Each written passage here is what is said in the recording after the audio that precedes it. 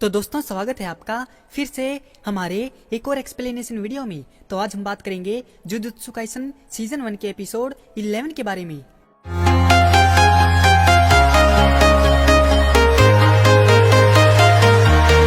Episode की शुरुआत वहीं से होती है जहां नानामी ओवरटाइम करने के लिए तैयार हो जाता है। जैसे ही नानामी ओवरटाइम में चला जाता है, महितो को एहसास होता है कि उसने ओवरटाइम में जाने के बाद ज्यादा शक्ति हासिल करने के लिए खुद को टाइम के साथ बंधी हुई शापित शक्ति का इस्तेमाल किया है। नानामी ने अपनी शापित शक्ति का राज खोल दिया, जिससे उसकी शक्ति और बढ़ गई और महितो को उसे सीरियस लेने के लिए मजबूर होना पड़ा। नानामी बड़ी तेजी से भागता है और दो ऑप्शनों पर विचार करता है, क्योंकि महितो उसका पीछा करना जारी रखता है। वह या तो महितो को तब तक कमजोर करने की कोशिश कर सकता है जब तक कि उसकी शापित शक्ति खत्म न हो जाए, जो मुमकिन नहीं है, या फिर पूरी ताकत लगाकर उसे एक ही झटके में खत्म करने की कोशिश कर सकता है। नानामी कूदता है और रेशियो तकनीक के साथ दीवारों में से एक पर हमला करता है। शापित तकनीक इतनी शक्तिशाली थी कि नानामी का मुक्का दीवार को उसकी शापित शक्ति की धारियों से सदमे की लहर के साथ तोड़ देता है।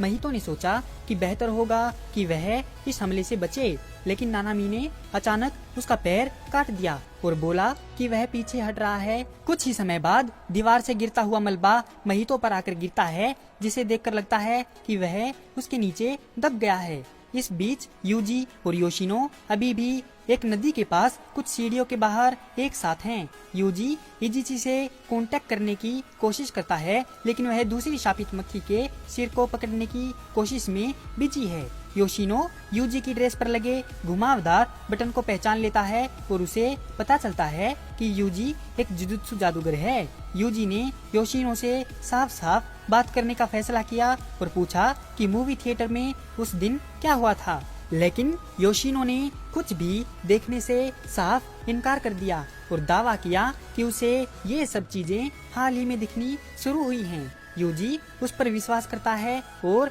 योशिनो के साथ बैठ जाता है, जबकि गेटो उन्हें ऊपर से देखता है। वो यह देखकर खुश होता है कि उन्होंने यूजी के साथ रिश्ता बना लिया है।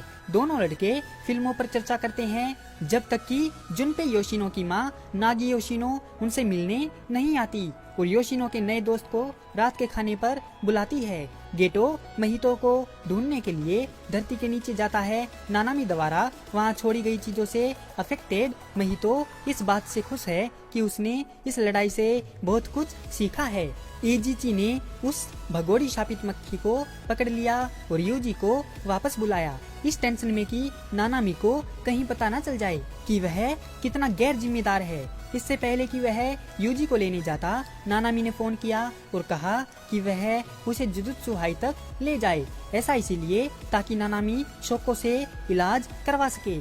जब इजिची अपने रास्ते पर है, नानामी ऐसी नई शापित आत्मा के लिए महितो की वजह से आने वाले खतरों के बारे में विचार करता है। और वहीं नागी योशिनो के घर पर वे तीनों रात के खाने के दौरान अच्छी तरह घुल मिल जाते हैं। वे लोग तब तक बातें करते हैं, खाते हैं और हंसते हैं जब तक कि नागी सो नहीं जाती। ये सब होने पर जुनपे योशिनो को याद आता है कि वह अपनी माँ से कितना प्यार करता है। फिर योशिनो यूजी से उसकी माँ के बारे में पूछता है, तो यूजी कहता है कि मैंने तो अपनी माँ को कभी देखा ही नहीं, मुझे तो मेरे ग्रैंडपा ने पाला है। वे दोनों बातें कर ही रहे थे कि यूजी का फोन बज उठता है। वो कॉल इजिची का था। तो यूजी उसको कहता है कि मैं अभी फिल्म देखने जा रहा हूँ, आप 2 घंटे के बाद आ जाना। योशिनो उससे पूछता है कि क्या तुम जुजुत्सु जादूगर हो? क्या तुमने कभी किसी को जान से मारा है? और जब तुम्हारी लड़ाई बुरे जुजुत्सु जादूगरों से होगी, फिर तुम क्या करोगे? जिस पर यूजी जवाब देता है कि मैं तब भी उनको जान से नहीं मारूंगा। दरअसल अगर मैंने ऐसा किया तो जिंदगी में मेरे लिए सबकी जान लेना ही एक ऑप्शन बन जाएगा और फिर मेरे लिए जिंदगी की उतनी कीमत भी नहीं रहेगी और मैं उनकी भी कदर करना भूल जाऊंगा जो मेरे काफी करीब हैं। यूजी के वहाँ से जाने के बाद योशिनो सोचता है कि कैसे लोगों के पास दिल नहीं होते। हालांकि यूजी और उसकी माँ जैसे अच्छे लोग हैं, इसीलिए वह कभी किसी को नहीं मार सकता। उसी रात नागी अपनी डाइनिंग रूम की टेबल पर सोकर उठती है तो उसे सुकुना की एक उंगली मिलती है और उसके पीछे एक अभिशाप भी खड़ा होता है जो उसे उसी टाइम मार डालता है। नानामी और यूजी महितो पर अटैक करने की तैयारी करते हैं। यूजी उनके साथ चलने के लिए बोलता है लेकिन नानामी यूजी को कहते हैं कि तुम मेरे साथ नहीं चलोगे। तुम्हें पता है ना, वह शापित शक्ति लोगों को शैतान बनाकर उनका इस्तेमाल करती है और उनमें से कुछ ऐसे भी होते हैं जिनको बचाना नामुमकिन होता है। और अगर तुम लड़ने गए तो ऐसा टाइम भी आएगा कि जब तुम्हें इंसानों की जान लेनी पड़े और वह टाइम अभी आया नहीं है। देखो, जैसा मैं कहता हूँ वैसा करो। बच्चा होना कोई बुरा नहीं है और फिलहाल तुम योशिनो पर नजर रखो तो अभी के लिए यही बेहतर होगा। और वहीं योशिनो के घर पर योशिनो बैठा है जिससे महितो द्वारा गुमराह किया जा रहा है। योशिनो अपनी माँ के काले कपड़े पहनने के बाद स्कूल जाता है। ये अभिशाप योशिनो के टूटे हुए दिल में समा जाता है। और वहीं दूसरी ओर योशिनो के स्कूल का एक स्टूडेंट शोता इटो एक अदर कंपटीशन में फर्स्ट प्राइज जीत लेता है। वही स्टूडेंट जिसने योशिनो को मूवी क्लब से बाहर निकाल दिया था। महितो और गेटो स्कूल को बाहर से देखते हैं और गेटो पूरी जगह पर शापित कवच डाल देता है। कोई भी उस शापित कवच से बाहर नहीं निकल सकता, लेकिन बाहर से उस कवच के अंदर आया जा सकता है सिवाय उसके जिसके पास शापित शक्ति हो। वे लोग योशिनो का इस्तेमाल करके सुकुना के साथ एक डील करने के लिए यूजी का फायदा उठाने का प्लान बना रहे हैं। ये ही वो लोग थे जिन्होंने योशिनो के घर पर सुकुना की उंगली रखी थी। जब योशिनो कमरे में कदम रखता है तो स्कूल के ऑडिटोरियम में सभी स्टूडेंट बेहोश हो जाते हैं। केवल शोटा और टीचर सोतोमोरा ही होश में रहते हैं।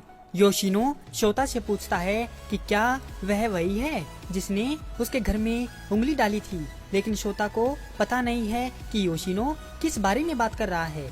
नौसिखिया जादूगर योशिनो शोता के शरीर में पॉइजन डालने के लिए जुजुत्सु का इस्तेमाल करता है और उसको बुरी तरह से पीटता है। फिर उसके घायल शरीर को अपने जुजुत्सु की मदद से हवा में उठा देता है। इससे पहले कि योशिनो उसे मार सके, यूजी वहाँ पर आ जाता है और अपने दोस्त योशिनो पर चिल्लाता है कि ये सब क्या हो रहा है।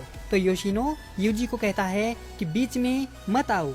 जुजुत्सु जादूगर। इसी के साथ यह एपिसोड यहीं पर खत्म हो जाता है। तो दोस्तों, कैसी लगी आपको जुजुत्सु काइसन सीजन 1 के एपिसोड 11 की यह एक्सप्लेनेशन वीडियो? अगर आपको यह वीडियो पसंद आई हो तो इस वीडियो को लाइक और हमारे चैनल को सब्सक्राइब जरूर करें। आपका हमारी वीडियो देखने के लिए बहुत बहुत धन्यवाद और शुक्रिया।